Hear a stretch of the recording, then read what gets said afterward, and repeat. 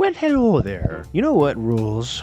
Japanese cars. Now, I'm not an extreme car guy. I don't know everything about every single car ever made and every single part that goes into every single car that's ever been made and what year they were made, blah, blah, blah, blah, blah. But what I do know as a casual car enjoyer is that Japanese cars tend to be a few things.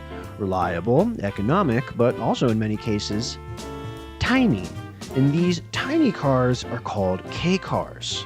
So today we will dive into the history of Japan's automotive industry and why they make such cool little cars that everybody loves.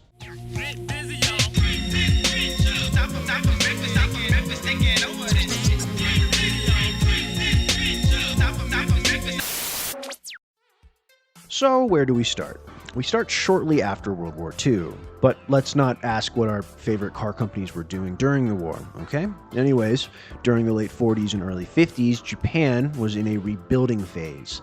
They were rebuilding their cities, rebuilding their culture, rebuilding their economy, their roads, and those last two are very important. The population was generally struggling on an economic level, so most Japanese citizens were unable to afford a full-sized car. But this was ultimately a good thing, as another issue for Japan was the size of their roads. Though having good infrastructure, their roads were much more narrow than what we are used to here in the United States at least. So to combat this issue, the newly reformed Japanese government came up with an ingenious idea to aid in both rebuilding the automotive industry and getting vehicles in the hands of everyday citizens. What resulted was a new category of car called keijidosha. I said that wrong, but it literally just means light automobile, and they've otherwise been referred to as the K-car for short. So what was the K-car, and what is the K-car? It was a new category of extremely small, almost clown-sized automobiles. Why would car companies make K-cars? To incentivize them, the Japanese government afforded K-car manufacturer tax breaks and looser regulations in production in order to create an affordable means of transportation for the general public.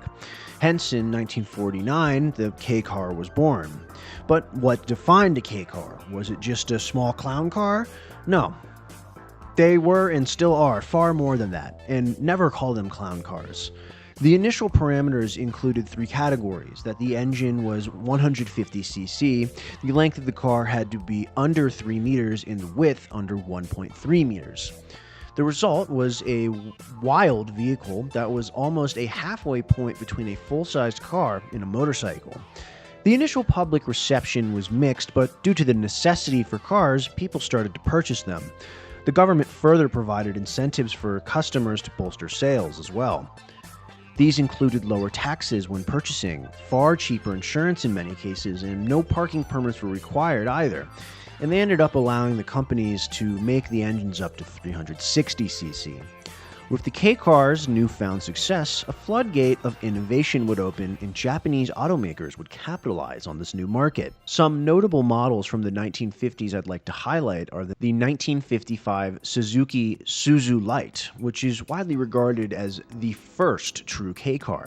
The 1958 Subaru 360, aptly named the Ladybug and referred to as the Beetle of the East, would be one of the top-selling K-cars of the era. And the 1960 Mazda R360 Coupe, which, fun fact, is the first car that company ever produced. By the end of the decade, K-cars had become a favorite of the public. Owning a car, regardless of size, had become a national symbol of prosperity and hope in the rebuilding nation, and the K-car allowed many citizens to have a car.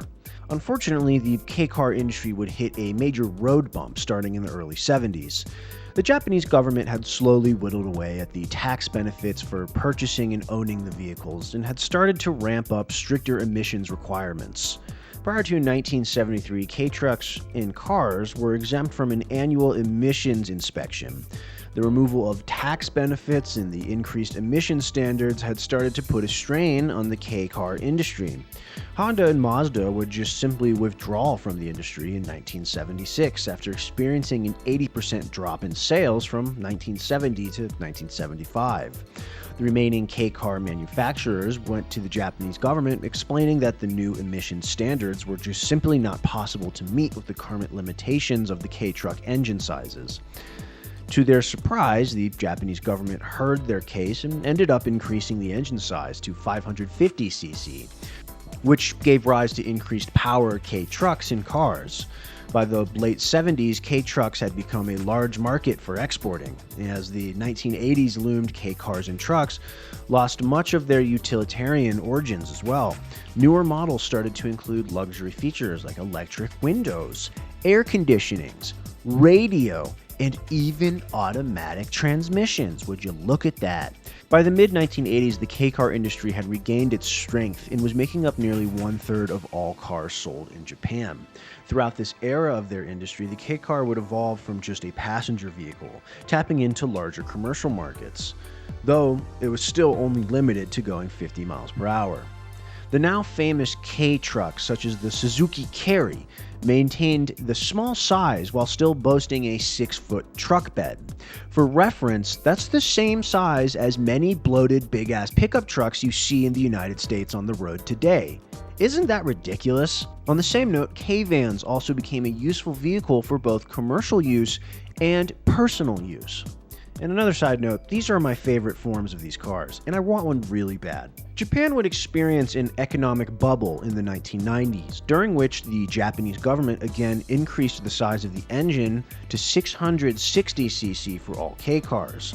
This era would result in some of the more interesting designs as well. The Nissan POW may look like it had been made in the 1950s, but it was made in the 90s and was simply a callback to the K car's origins. Another of my personal favorites is the Suzuki Wagon R, a 4-door minivan. And this was the best-selling K car from Japan from 1996 to 2011. Another funny part of this era was that foreign manufacturers tried to tap into the domestic K car market in Japan. Remember the smart car? Well, they would try to create a variant that would fit the standards of being defined as a K car in Japan and would attempt to sell it at dealerships across the nation, though it failed horribly. And it's kind of funny how this vehicle genre is exclusively in Japan when you think about it. As of 2014, the benefits of owning a K car have yet again greatly been reduced, which has resulted in a decline in their overall popularity. There have been recent attempts to create electric K cars, though, but they've proven an extremely niche market and very limited in use, many of them only having a maximum range of 80 miles on a full charge. So, with all this being said, this begs the question I'm sure you've all wondered. Why is it that in the past few years there seemed to have been an increased presence of older K cars flooding into the United States and Europe from Japan? Well, this is because of an interesting system in Japan called the Shaken system. I'm probably saying that wrong. In this system, vehicles are required to have an inspection every 2 years. The inspection, in summary, checks to see if the vehicle has had proper maintenance and has not been illegally modified.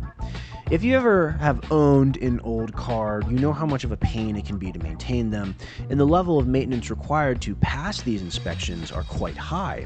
This inspection system essentially made it difficult to keep older cars, and since there wasn't much of a domestic market for resale, many of the older K cars have been sold overseas.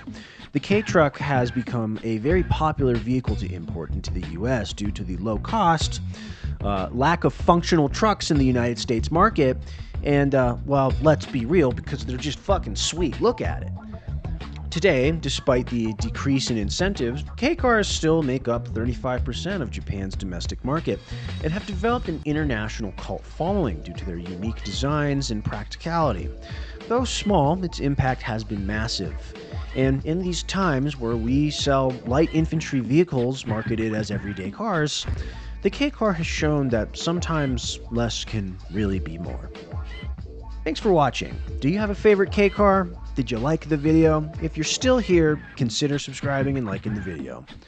I wish I had a tiny car to drive off into the sunset, but I don't, so I'll just walk. Bye bye.